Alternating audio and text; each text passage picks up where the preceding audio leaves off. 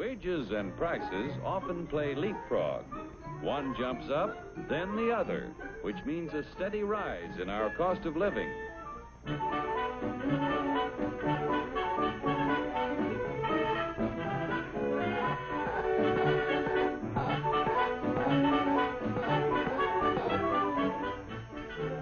The Dilly Doll Factory is a happy shop.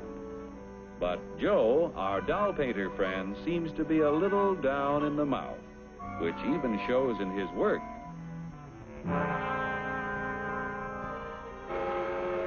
Joe is pretty discouraged because the high cost of living makes it harder and harder to make ends meet.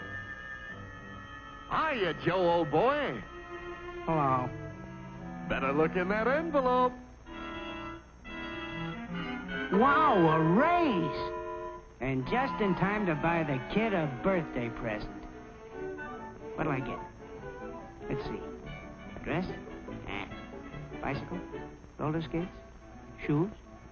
A book? A doll? A doll!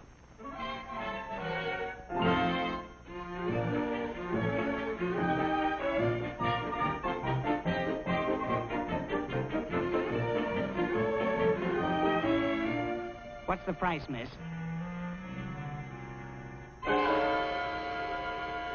I work in a factory that makes this doll. $2 is too much. I'm very sorry, sir, but your company charged us more for this shipment, so we had to raise our selling price. We got a wage increase, all right, but it couldn't raise the price that much. It just takes a little wood, rubber, paint, cloth, and a phony wig to make that doll. There's only about 10 cents worth of materials in the whole thing. You pirates, crooks, bandits, you robbers! You're right about the cost of raw materials in that doll, about 10 cents worth. Raw materials in practically everything we buy are worth little until labor transforms them into finished products. For example, how much do you think the raw materials cost in that car? Oh, about $300. You've got a surprise coming.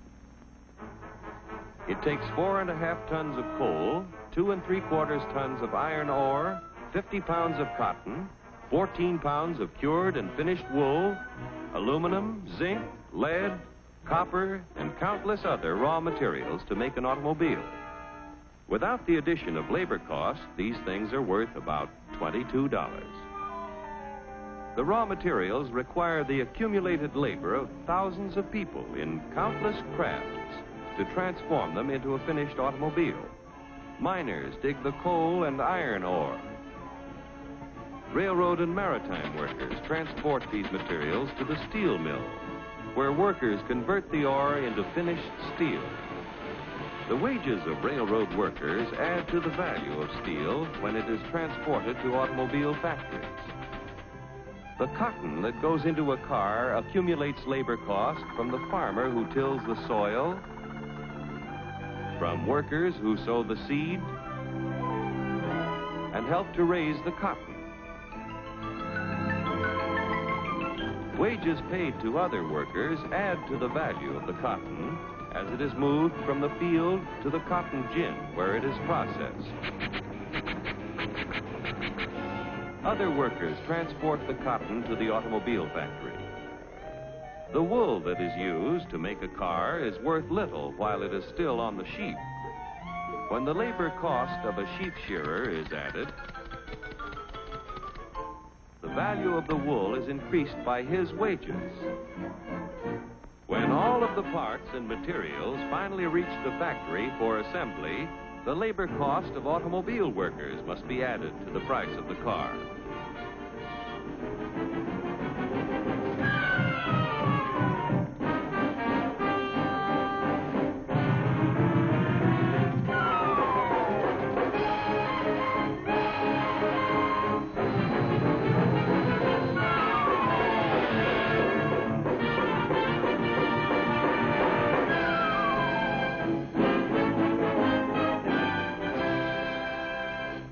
In the $1,500 automobile, direct and indirect labor costs add up to approximately $1,200, or over 80% of the selling price.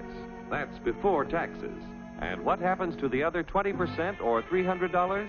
Raw material cost, $22. Profit to producers of raw materials and allied industries, $89. Profit to part manufacturers, $47. Profit to local dealer, $77.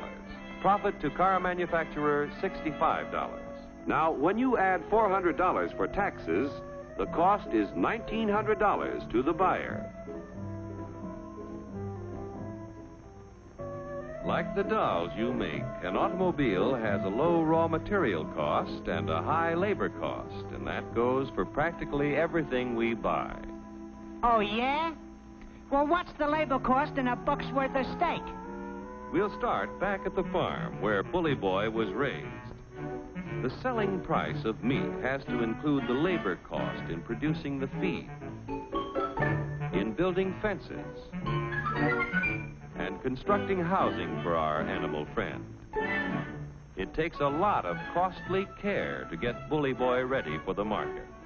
Wages have to be paid to railroad workers who provide our friend with care and courtesy on his way to the stockyards. Preparing Bully Boy's anatomy for the butcher shop costs money, too. The family butcher figures in his wages every time he sells a thick, juicy steak. Forgetting taxes for a moment, the labor cost in a dollar's worth of meat adds up like this. Workers raising beef, 24 cents. Transportation workers, 1/2 cent. Packing house workers, 42 cents. Meat delivery drivers, 1/2 cent. Butcher shop workers, 18 cents. The other 15 cents goes in profits to the retailers, the packers, allied industries, and to the farmers and ranchers. Most of the things we buy accumulate direct and indirect labor costs that add up to 85% of the selling price before taxes are added.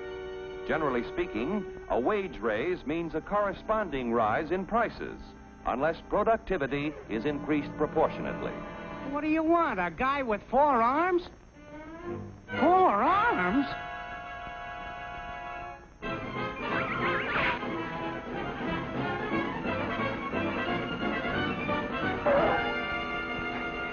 Say, I got a sensational idea. To expand productivity, labor and management must work together to develop new ideas and techniques.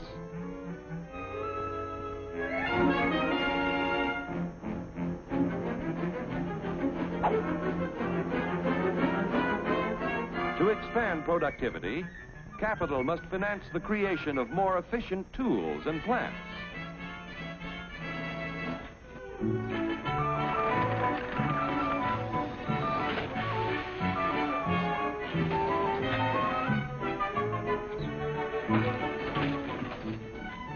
The production of more and better goods at lower costs means that when you get a wage raise, it's a real raise.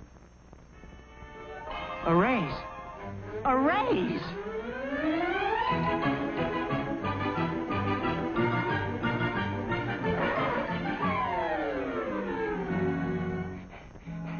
I want to buy a doll.